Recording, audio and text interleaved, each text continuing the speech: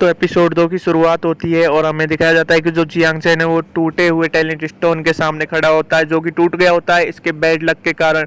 इसके पीछे दो लड़के खड़े होते हैं जो भी अपना टैलेंट चेक करवाने ही वाले थे।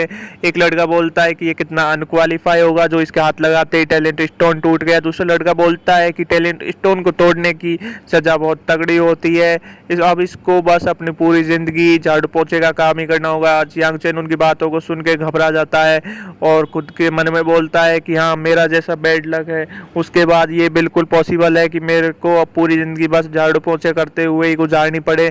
लेकिन मैं ऐसा मेन कैरेक्टर नहीं बनना चाहता हूँ जो बस झाड़ू पोछा ही करता रहे अपनी पूरी ज़िंदगी। और फिर वो ये सब सोचता है कि वो जेल में पड़ा हुआ है और बस झाड़ू पोछा ही कर रहा है। उसके हाथों में हथकड़ियाँ भी लग गई है, कॉकरोच और कीड़े मकोड़े उसके आसपास घूम रहे हैं, उसकी बहुत ही खस्ता हालत हो रखी है। जियांग चैन ये सब सोच के अपने इमेजिन करता है और चिल्लाता है कि नहीं नहीं, ऐसा बिल्कुल नहीं हो सकता, ऐसा बिल्कुल नहीं हो सकता। तभी हम देखते हैं कि एल्डर और उसके पास में एक और जो इंस्ट्रक्टर होती है वो खड़ी होती है। वो सोच रहे होते हैं कि टैलेंट स्टोन कैसे टूट गया। एल्डर अपने दिमाग में सर्च करता है कि क्या ऐसा पहले कभी और हो चुका है कि जब ऐसे टैलेंट स्टोन टूटा हो। एल्डर होता है, वो अपने दिमाग में सर्च करता है तो उसे याद आता है कि 1000 साल में तो पिछले में ऐसा नहीं हुआ है, क्या उससे पहले ऐसा हुआ है। तो एल्डर को अचानक से कुछ याद आता है। एल्डर जाता है जियांग चैन के पास और उसके कंधे पे हाथ रख देता है। जियांग चैन घबरा जाता है, वो सोचता है कि मेरे को जेल भेजने वाले हैं। वो चिल्लाता है कि नहीं, मुझे जेल मत भेजो। एल्डर होता है, वो बोलता है जियांग चैन, क्या तुम मेरा डिसाइपल बनना पसंद करोगे। जियांग चैन कंफ्यूज होकर बोलता है क्या। वहाँ पे बाकी जो लोग खड़े होते हैं वो भी कंफ्यूज हो जाते हैं और बोलते हैं क्या। उस एल्डर के पास जो खड़ी हुई एक औरत होती है वो बोलती है कि गोल्डन कोर एल्डर, आप ऐसा क्यों बोल रहे हो, आप इसे अपने डिसाइपल क्यों लेना चाहते हो। जियांग चैन सोचता है कि हाँ, मैं भी यही जानना चाहता हूँ कि मेरे को डिसाइपल क्यों लेना चाहते हैं।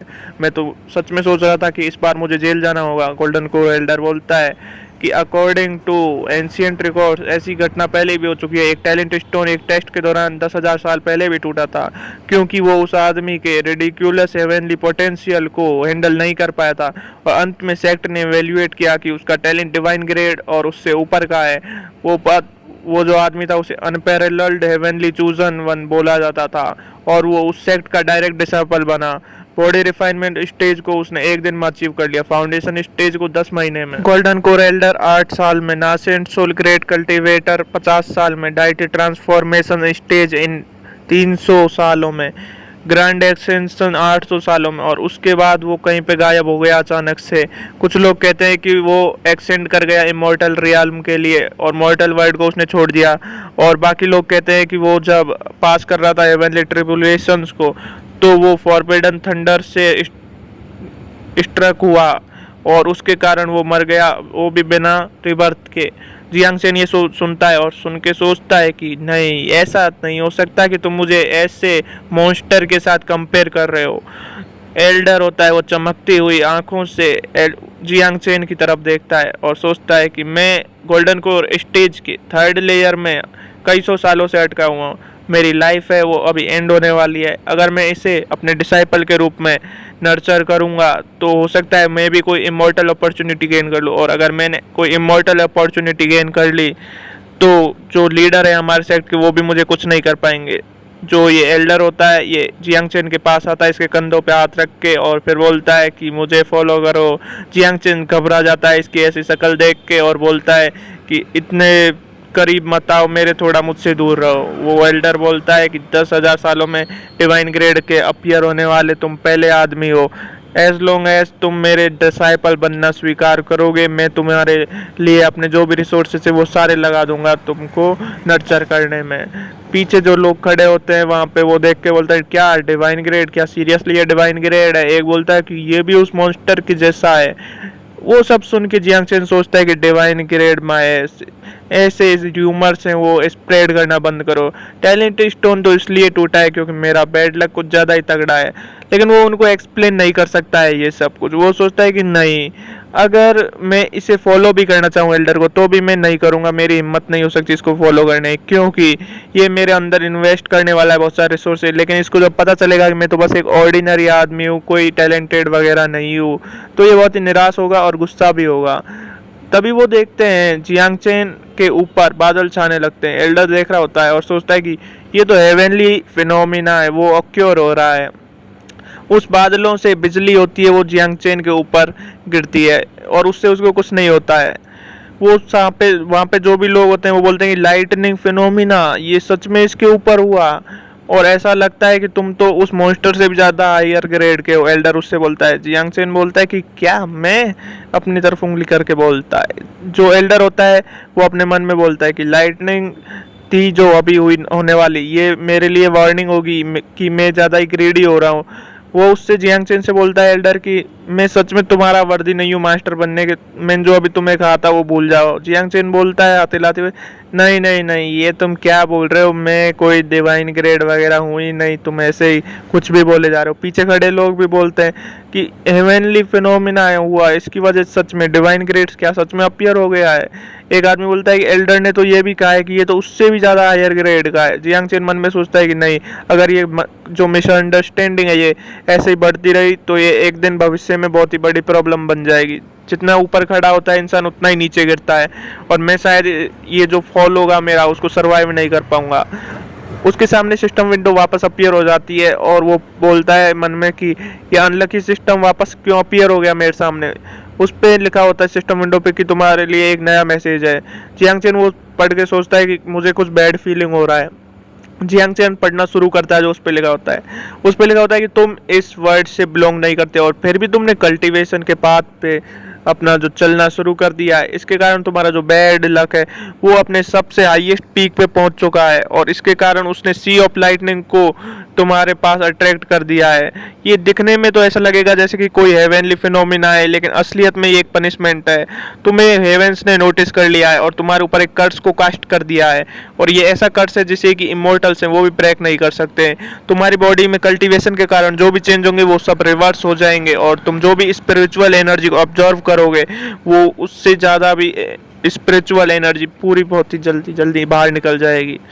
तुम कभी भी कल्टीवेट नहीं कर पाओगे। जियांग चेन वो पढ़ता है और बोलता है कि मैं तो बस टैलेंट टेस्ट देने आया था, मैंने एवेंस को कैसे प्रोवोक कर दिया। जियांग चेन इस मैसेज को पढ़ के सोचता है कि जस्ट बिकॉज मैं इस वर्ड से बिलोंग नहीं करता हूँ तो क्या मैं कल्टीवेशन को परस्यू नहीं कर सकता हूँ, तो फिर उन सब वेब नॉवेल्स के बारे में क्या जो मैंने अपने पास्ट लाइफ में पढ़े थे, और अगर मैं कल्टीवेट नहीं कर सकता हूँ तो मेरा इस वर्ड में होने का पॉइंट ही क्या है, ये असली में नहीं हो सकता है। ये सोच के वो ट्राई करता है थोड़ी सी स्पिरिचुअल एनर्जी को ऑब्जर्व करने की, और वो नोटिस करता है कि जो भी स्पिरिचुअल एनर्जी उसने ऑब्जर्व की थी वो इमिडिएटली डिसिपेट हो जाती है, बाहर निकल जाती है उसकी बॉडी से।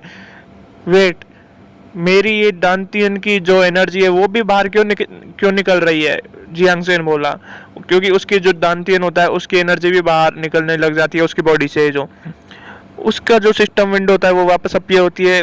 जियांग चेन सोचता है कि ये ट्रेस सिस्टम वापस क्यों, इसी पर क्या लिखा है। उस ट्रस्ट सिस्टम की विंडो जो होती है उस पर लिखा होता है कि तुमने अभी स्पिरिचुअल एनर्जी को एब्जॉर्ब करने की कोशिश की अपनी दानतियन में, लेकिन जो कर्स है वो एक्टिवेट हो गया। इसके कारण स्पिरिचुअल एनर्जी जो तुमने ऑब्जर्व की थी वो ऑटोमेटिकली बाहर निकल गई, और जो कर्स है वो वापस से और पावरफुल हो गया तुम्हारे इस काम को करने की वजह से। जो और वो पावरफुल होने के कारण जो तुम्हारा दानतियन है वो पूरा सूख चुका है। जियांग चेन बोलता है कि ये ब्रोकन कर्स और भी ज़्यादा पावरफुल हो सकता है, और भी ज़्यादा ब्रोकन बन सकता है, ये तो बिल्कुल रिडिकुलस है।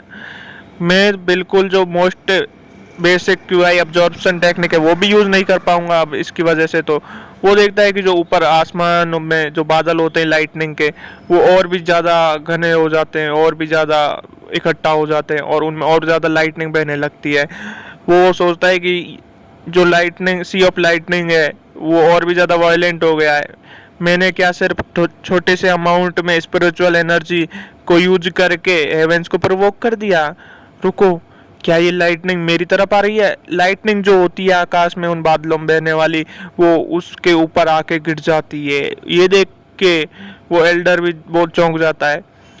जियांग चेन की बॉडी जलने लगती है, उसको बहुत दर्द होने लगता है, वो चिल्लाने लगता है क्योंकि उसकी बॉडी में जो लाइटनिंग है वो बह रही होती है। ये देख के एल्डर बोलता है ये डिस्ट्रक्टिव लाइटनिंग उसके ऊपर गिर गई, एग्जैक्टली उसे क्या हुआ? कोई मिस्टीरियस जो पर्सन होता है वो भी ये देख रहा होता है। इसका हमें फेस पे रिवील नहीं होता और ये भी नहीं कि कौन है, लेकिन इसके लंबे वाइट बाल होते हैं, है ना। तो ये कल्टीवेटर है कोई, ये देख रहा होता है दूर से पहाड़ों में से बैठा बैठा। वो सोचता है ये लाइटनिंग कैसी है। उस जियांग चेन होता है वो बहुत ही दर्द में होता है, करारा होता है एकदम, और मन में सोच रहा होता है कि क्या मैं मरने वाला हूँ, आखिर ये कैसे हो गया। जस्ट बिकॉज एक हेवेंस ने मेरे ऊपर कर्स है वो कास्ट कर दिया, इसलिए मेरे को लाइट ने बिल्कुल ही जला के राख कर दिया। जियांग चेन की बॉडी बिल्कुल काली हो चुकी होती है लाइटनिंग की वजह से जलने के कारण उसकी स्किन। वो बोलता है कि मैं सिर्फ क्योंकि इस वर्ड से नहीं हूँ तो क्या मैं कल्टीवेट नहीं कर सकता, मेरे जो मेरिडियंस हैं वो भी पूरे जो ब्रोक हो चुके हैं, टूट चुके हैं, मुझे बहुत दर्द हो रहा है, मेरी कॉन्शियसनेस स्लोली एकदम ऐसे कमज़ोर होती जा रही है। व्हाट द हेल, ये कैसा बैड लक है। मैंने सोचा था इस बैड लक के कारण कि मैं शायद किसी कॉमेडी मनवा में हूँ, लेकिन मैंने नहीं सोचा था कि जो हेवन से वो रियली मेरे को कर्स कर देंगे खुद ही। है जो अब मैं इसे और ज़्यादा सहन नहीं कर सकता। वो थोड़ा रुकता है और सोचता है कि जो पेन है वो स्लोली दूर हो रहा है उसकी बॉडी से। वो सोचता है कि क्या मैं अब मरने वाला हूँ, इसलिए मेरे को पेन है जो अब महसूस होना बंद हो रहा है धीरे धीरे। वो बोलता है कि कर्स लगने के बाद तो अब कल्टीवेशन वर्ड में मेरे लिए कोई होप नहीं बची है। वो सोचता है कि अब ऐसा कर्स लग गया कि कल्टीवेट करूंगा तो वापस रिवर्स हो जाएगा, तो कल्टीवेशन तो मैं अब बिल्कुल भी नहीं कर पाऊंगा शायद जो। लेकिन तभी हम देखते हैं कि जो उसका हाथ होता है जला हुआ वो वापस से रीजनरेट होने लगता है और उस पर नई स्किन आने लगती है और वो जली हुई स्किन है वो टूट के अलग हो जाती है। जो एल्डर होता है वो भी ये सब देख रहा होता है और ये देख के वो बोलता है कि मैं सही था, तुम्हारा लेवल सच में उस लेजेंडरी डिवाइन ग्रेड है ना, और उससे भी हायर लेवल का तुम्हारा टैलेंट तो शायद है जो लेजेंडरी डिवाइन ग्रेड से भी। जियांग चेन एल्डर की तरफ देखता है और बोलता है कि क्या। तभी हमें सुनाई देती है सिस्टम के अपीयर होने की आवाज़ और सिस्टम की विंडो पे लिखा होता है कि डिस्ट्रक्टिव लाइटनिंग तुम्हारे ऊपर गिरी और तुम्हारी बॉडी जल गई और उसका जो इफेक्ट है वो रिवर्स हो गया है हेवेंस के का जो कर्स होता है उसके कारण, और तुम्हारी बॉडी है वो वापस से रीजनरेट हो गई है, एकदम नई बॉडी बन गई है। ये बिल्कुल ऐसे ही है जैसे कि तुम्हारा फिर से जन्म हुआ हो और तुम्हारे जो भी एट्रीब्यूट हैं वो सारे भी इंक्रीज हो चुके हैं, तुम्हारी बॉडी अपने आप रीजनरेट हो रही है अभी भी, और कर्स है वो और ज़्यादा पावरफुल बन चुका है और तुम्हारी स्ट्रेंथ +10 बढ़ चुकी है। तुम्हारे मेरिडियन से वो भी रिकवर हो रहे हैं, जो डिस्ट्रक्टिव लाइटनिंग है तुम्हारी बॉडी के अंदर थोड़ी बहुत बची हुई वो भी बाहर निकल रही है और उसकी जगह वाइटलिटी है वो तुम्हारी बॉडी में अब दौड़ रही है। जियांग चेन चौक के बोलता है कि क्या। और इसी के साथ हमारा जो सेकंड एपिसोड है कर्स कल्टीवेशन का, तो दोस्तों वो खत्म हो जाता है।